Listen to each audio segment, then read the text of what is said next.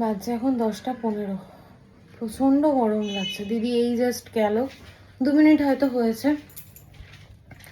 ঠাকুর ঘরের কাজ কমপ্লিট। এই যে সুন্দর করে সাজিয়ে দিয়েছি ফুল তুলে এনে। আজকে জবা ফুল অনেকগুলো ফুটেছে। আর এখানে সমস্ত কাঁচা জামা কাপড় ভাঁজ করে রেখেছি।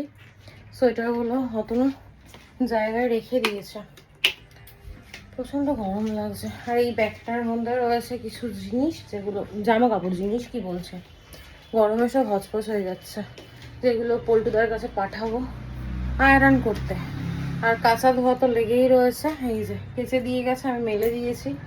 আর ভালো লাগছে না, প্রচণ্ড গরম, কোনো কাজ করতে ইচ্ছা করছে না। এবার একটু রেস্ট নেবো। খাওয়া দাওয়া তো হয়ে গেছে, আর অতনু ওর খাবার নিয়ে গেছে। শিমু তো স্কুলে খাবে ব্রেকফাস্ট, মানে মোটামুটি সবারই ব্রেকফাস্ট কমপ্লিট। অতনু এতক্ষণে হয়তো খেয়ে নিয়েছে। একটু ফোন করবো, দেখি কী করছে। আর কালকে আমার শাশুড়ি এসে দিয়ে গেছিলো।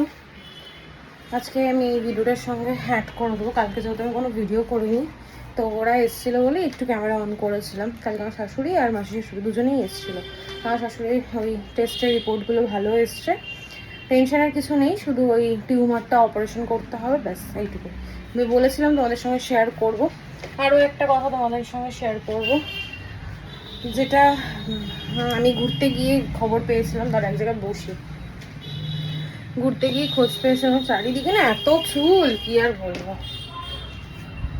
যে আমার এক বান্ধবীকে তার স্বামী মেরে ফেলেছে, এবং তার স্বামীও মারা গেছে, সুসাইড করেছে। তো ওর সঙ্গে আমার বহু বছরের সম্পর্ক, বহু বছরের পরিচয়। সেই ছোটোবেলা যখন আমি 6-7-এ পড়ি, তখন থেকে ওর সঙ্গে আমার পরিচয়। বিয়ের পর আমাদের যেহেতু লাভ ম্যারেজ, বাড়ি থেকে তো প্রথমে মেনে নেয়নি। বিয়ের পর প্রথম ওর বাড়িতেই আমি গেছিলাম। তো সেই দিনগুলোর কথা ভাবলেও কেমন একটা গায়ে কাটা দিয়ে ওঠে, আর আমি কোনোভাবেই ভুলতে পারছি না। এর আগেও আমি বেলঘরিয়ায় এসে আমার এক বন্ধু, এতক্ষণ বলছিলাম বান্ধবীর কথা, বন্ধুকে হারিয়েছি। সেও রোড অ্যাক্সিডেন্টে মারা গেছে। তো যখন কোনো কিছু এরকম কথা শুনি না, কেমন যেন একটা অস্থিরতা কাজ করে। আবার ওর খবরটাও আমি পেয়েছি আমার এক বান্ধবীর সোর্সে, তার নাম আমি নিচ্ছি না। এরকম অনেক আমার স্কুল ফ্রেন্ড আমাকে মেসেঞ্জারে মেসেজ করছে যে খবরটা শুনলি। যেহেতু আমি নিউজটা দেখেছি, তো এখন ফেসবুক খুললে পরেই একই খবর, রিসরায় গৃহবধূ হত্যা, স্বামী পলাতক, এই একই খবর। আমার আর ভালো লাগছে না, নিতে পারছি না। মানে সমাজটা এখন কোথায় গিয়ে যে দাঁড়িয়েছে। বাচ্চা আছে একটা ছোট্ট, হার্ডলি 5 বছর কি 6 বছর হবে। ওর সঙ্গে আমার কদিন আগেও কথা হয়েছিল যে ও আমার বাড়িতে আসবে, কিন্তু আসাটা আর হলো না। আমাকে অনেকবার বলতো যে আয় আয়, আমারও কাজের চাপে তারপর আর যেয়ে ওঠা হতো না। যাই হোক, একটা কথাই বলবো, যেখানেই থাকুক ভালো থাকুক, ওর শান্তি কামনা করি। তার থেকে তো আর কিছু করার নেই। চোখের জল ফেললে পরে যদি ফিরে আসতো, চোখের জল ফেলতে আমি দুবার ভাবতামও না। আর শোনার পর থেকেই না আমার কেমন যেন একটা অস্থিরতা কাজ করছে, চোখ থেকে জল বেরোচ্ছে। মাঝে মাঝে রাত্রেবেলা উঠে বসছি, ওর কথা ভাবছি, মানে কেমন একটা হচ্ছে, আমি তোমাদের বলে বোঝাতে পারবো না।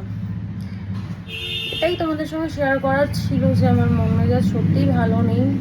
করতে হচ্ছে, কাজ করছি, সংসার, সেটা তো সামলাতে হবেই, কিছু করার নেই। মানে ওর সঙ্গে অনেক অনেক স্মৃতি আছে। আমার প্রথম স্কুল বাঙ্ক করে সিনেমা দেখতে যাওয়া, তারপর ওর সাথে ঘুরতে বেরোনো, মানে কোনো অকেশনালি ওর সাথে বেরোনো, প্রচুর প্রচুর স্মৃতি রয়েছে, যেগুলো আমি বলে বোঝাতে পারবো না।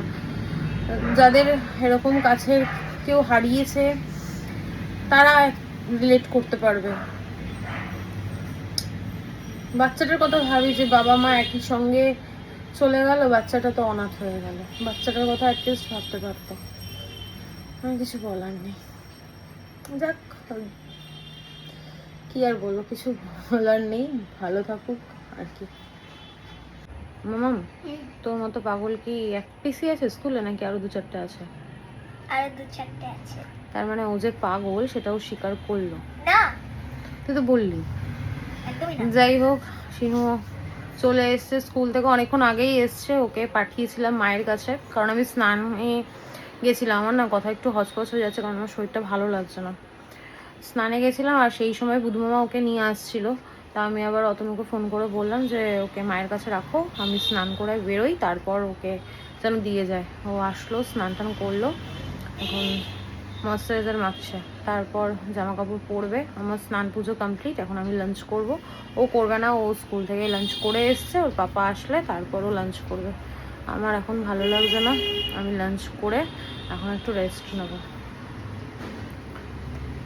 চলো তোমাদের সঙ্গে লাঞ্চ শেয়ার করি। আর সেরকম কিছু হয়নি, পটল ভাজা আর মাছ, ব্যাস সিম্পল রান্না বান্না। ঘরের এই মাছের ঝোল ভাতটা পাহাড়ে গিয়ে যে কি মিস করেছি কি বলবো। ঘরের এই মাছ ভাতটাই যেন এখন অমৃত, তাই না বল বাবা?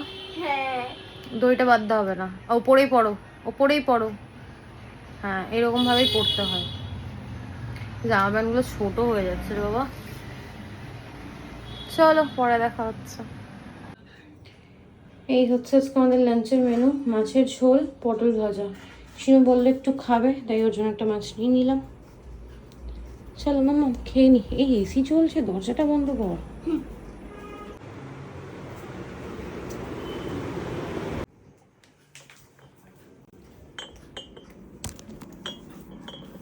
আমার বাড়িতে এসে চা পাওয়াটাই হচ্ছে হ্যাঁ, অনেক বড় এটাই ব্যাপার। বড় কথা। চাটা আমরা খাই না। চা পাওয়াটাই বড় কথা। চামচ দেবো? হ্যাঁ, রুবাই না। না, রুবাই না, চামচ লাগবে না। রুবাই চা খায়, ওই দোকানে গেলে একটু একটু খায়, নাহলে খায় না। তা সকালে কি খাও তোমরা? দাও। সকালে আমরা ভাত রুটি খাই। তো রুটি খাও? হুম। তাহলে ঠিক আছে, ওরা রুটি তরকারি খায়। সাবধানে থেকো। আমি শুক্রবার দিন যাব, সোনার দোকানে যাব। কোনটা শোনা? এটা ছাতি মাসি আছে, আবার এসো। ডাক্তারের রিপোর্ট আছে। সাবধানে থেকো। টাটা। চলো। আশা কেমন করলি? বলে উঠিস না, নাম নাম নাম। আরে না, ও কি ওয়েট? না না, নাম নাম, এখন নাম। হ্যাঁ, শুক্রবার দিন মার সঙ্গে যাবা। হ্যাঁ, মা যাবে। নাও হ্যাপি, কালকে সাবমিট করে দিস। আর আমার শরীর দিচ্ছে না। আসতে দেবো। বাজছে এখন 11:55, ডিনার কমপ্লিট, বিছানা কমপ্লিট। সে গুড নাইট। Good night. আমি আর মামা এখন শুয়ে পড়বো। অতনু কিছু কাজ আছে, ডিশওয়াশারে বাসন গোছাবে, ঘরটা একটু ঝাড় দেবে, তারপর ওর খাতার কাজ আছে, সেগুলো করবে। বাট আমার দুটো চোখ বুঝে আসছে, এডিট করতে করতে আমি শুয়ে পড়বো, কারণ আর ভালো লাগছে না। মেয়েও ক্লান্ত, মেয়েও ক্লান্ত, ও ঘুমিয়ে পড়ছে, আমিও ঘুমোবো। তো চলো আজকের ভিডিওটা এইটুকুই। ভিডিওতে সেরকম কিছুই ছিল না, যা করেছি তাই তোমাদের সঙ্গে শেয়ার করেছি। জানি না আবার কবে ভিডিও করব, কারণ অনেকগুলো ভিডিও তোমাদের সঙ্গে শেয়ার করার আছে, এডিট করতে হবে। তো যাই হোক, তোমরা সবাই ভালো থেকো, সুস্থ থেকো, ভালোবাসা দিয়ে পাশে থেকো। Good night, tata.